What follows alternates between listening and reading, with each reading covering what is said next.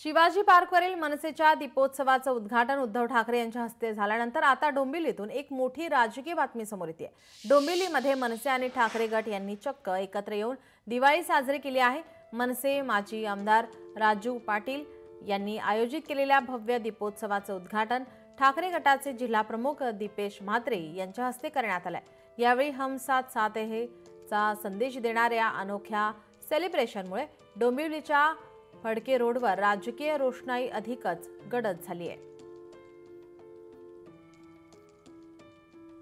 शिवसेना प्रमुख बाळासाहेबांचा शिवसैनिक जेव्हा रस्त्यावर उतरतोय, गल्लीबोळात उतरतोय, तेव्हा प्रचाराचा रान उठून टाकतो। हे पैसा आणि हे काही इव्हेंट हे सगळे बाजूला ठेवणार आहेत आणि शिवसैनिक जेव्हा उतरतो तेव्हा काय परिस्थिती पूर्णपणे ही डोंबिवलीकरांनी कल्याणकरांनी आजमावलेली आहे आणि ती तुम्हाला भविष्यात बघायला मिळेल। या महाराष्ट्रामध्ये दोन ठाकरे हा फटाके वाजवतात आणि ब्रँड हा म्हणजे तुमच्या मीडियाला सुद्धा चर्चेचा विषय झालाय। याचा अर्थ काहीतरी महत्त्व या ठाकरे ब्रँडमध्ये आहे। मनसे आणि शिवसेना एकत्र येण्याची सुरुवात मुळात डोंबिवलीतनं आम्ही केली। पलावा पुलाचं पहिलं आंदोलन असेल तिथपासून या सुरुवात झाली, याचा अभिमान आम्हाला सर्वांना आहे।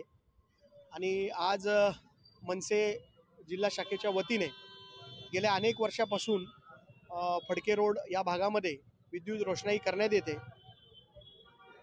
अंधारावरती प्रकाशाचा विजय अशा उद्देशाने मनसेच्या माध्यमातून ही विद्युत रोषणाई केली जाते आणि याचा आनंद डोंबिवलीकर मोठ्या प्रमाणात घेतात। डोंबिवलीमध्ये सर्वत्र दिवाळी असल्यासारखं वातावरण निर्माण होतं आणि त्याच्यासाठी मी मनसेच्या सर्व पदाधिकाऱ्यांचं खूप खूप अभिनंदन करेन। लोकशाही मराठी ऐका, पहा, जागरूक रहा।